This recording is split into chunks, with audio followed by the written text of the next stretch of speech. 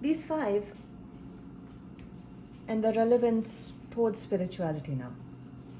Panchkosh, besides being part of the physical body, things of the physical world will also pertain to the same thing. So that would include our dwelling, housing, money, degree, education-wise, lineage, locality, belongings, addictions, habits, gratifications, and society. Understanding that all our grief and anger and frustration, so on and so forth, regarding these particular situations are also limited in the sense that these themselves are also have been created by the third dimension for the third dimension. They are not something that continue beyond that part of existence. When we say we're multidimensional beings, it is in the sense that we sometimes have failed and seen ourselves only as the body, as the physical body. So if we are, let's say our blood pressure is correct, our sugar level is correct, our body lipid cell, body mass, so on is correct, oxygen level is correct, then we must be perfectly fit and fine. Nothing wrong with us.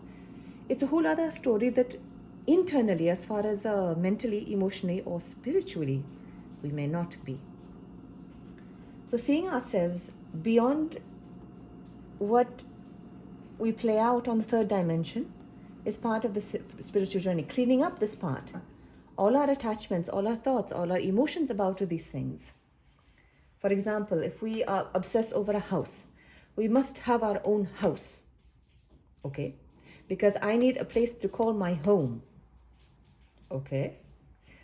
The problem is, we're not here forever.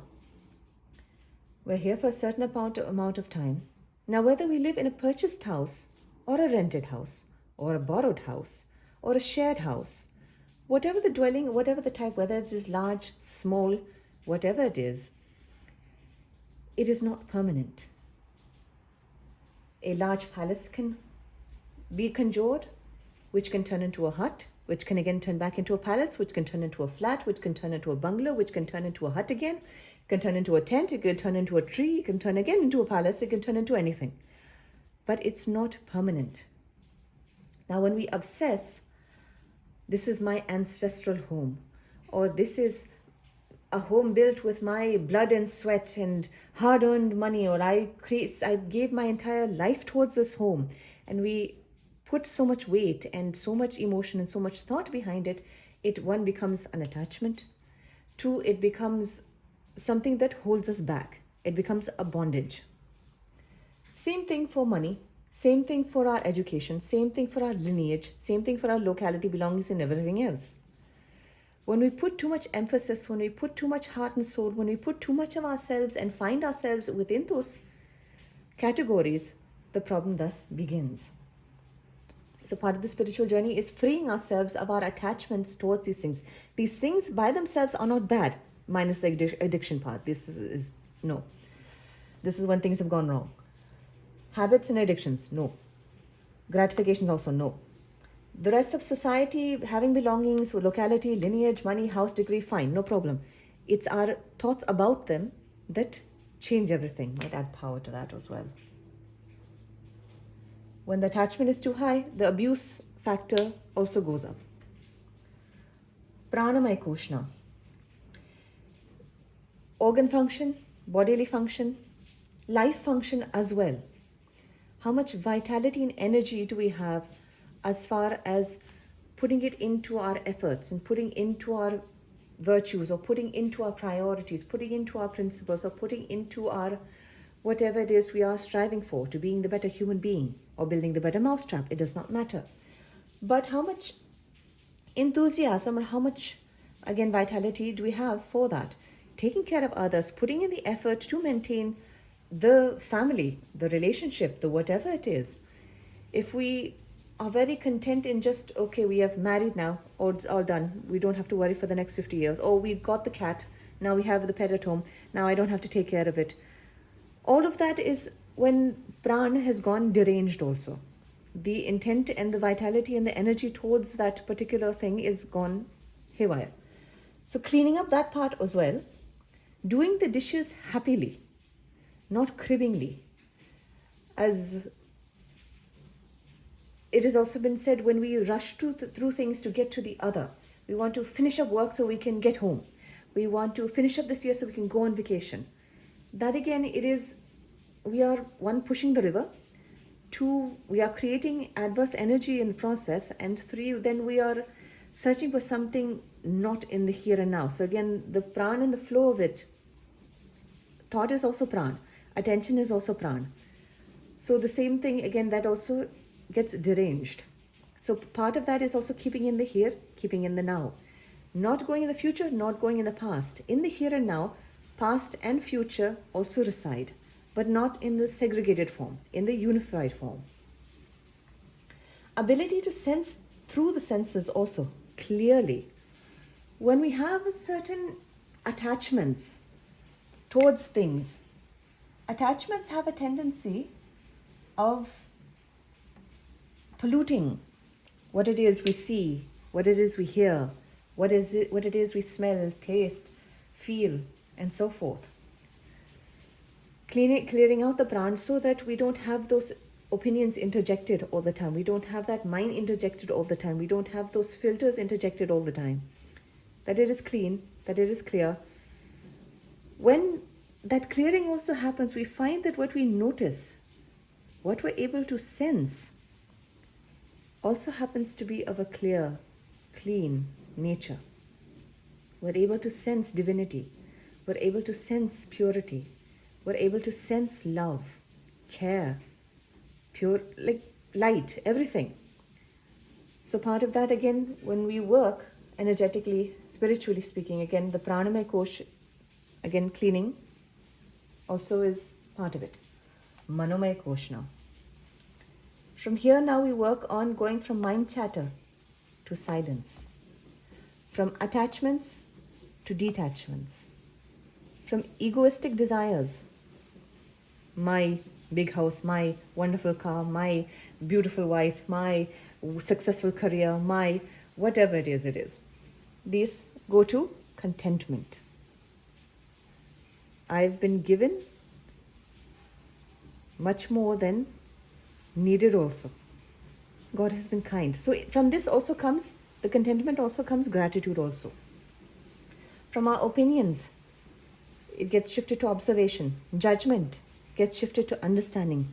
Contamination gets shifted to love of the divine nature, of the universal nature, not of the Hindi film romantic type, but to everyone and everything. When we clear up these three koshas, when they are cleaned, polished, nice, again, it's a continuous work in progress because we still live in the third dimension. We will still have interactions. We will still have things that we do, places that we go, chairs that we sit on. Everything has their own energy. Everything has their own vibration. So on a constant level of cleaning, constantly cleaning these two start to emerge, or at least show through. To have clear senses also is required in order to be able to see who we are. So the whole part of self-realization is also required in order to fulfill our purpose on earth properly. The Vijnanmaya Kosh, as far as our abilities and so forth, also what our gifts are. It is one thing also if we are, let's say we have a internal longing for music, but we have a 9-to-5 job as an accountant, and we've been taught to that, and we've been told that, we've worked at that, we've studied for that, we've worked like that for the last 50 years also. But somehow or another we cannot see that gift that we have, because again we have so much of world covering it. This part of world, all the attachments, all the chatter, all the opinions, all the judgments, all the guilt, all the resentment, all the oppression, all the everything that we have has to clear out, and then we'll be able to see ourselves in a better light. We'll be able to see that we aren't really angry beings. We are more compassionate, we are more calm, we are more peaceful. There are certain attachments and certain contaminations which caused that anger, which caused that resentment, which caused that discontentment. Coming to the table with baggage, coming to the table with history, not being able to see the here and now, judging something for what it once was, regardless whether it still is, be it a person, place, or thing. As we uncover our gifts and our abilities, we have a knack for compassion, we have a knack for care, we have a knack for plants, we have a knack for whatever it may be. Bringing that now, seeing also what drives us. There's one thing to be driven by desire, there's one thing to be driven by ambition, and then there's another thing to be driven by purpose. There is a certain thing that we have to contribute to society as a unit. As in clockwork, there are nuts, there are bolts, there are certain jagged pieces and washers and so forth. Each one are different pieces, but they each have their purpose and their contribution to making that clock work. So likewise, as the universe, every single thing has its own contribution that it has to contribute. Finding out what that purpose is for this lifetime, what the motivation is, how we have to go about it, so on and so forth. Again, the how usually gets revealed, but allowing this part of ourselves to emerge. And while doing it, without all the lamentation, without all the contamination that we had from earlier, it is done blissfully, unattachedly, gleefully, gamefully. It becomes more of a play rather than a tedious task of, I must lift this weight and do this because it is right. It is not. It becomes light. It becomes joyful. It becomes meaningful. The divine emerges in that. The divine is in that. It has always been that, but we weren't able to see it because, again, we were very clouded. So seeing the divine aspects, reuniting with those divine aspects, and then contributing those divine aspects becomes the process after the cleanup.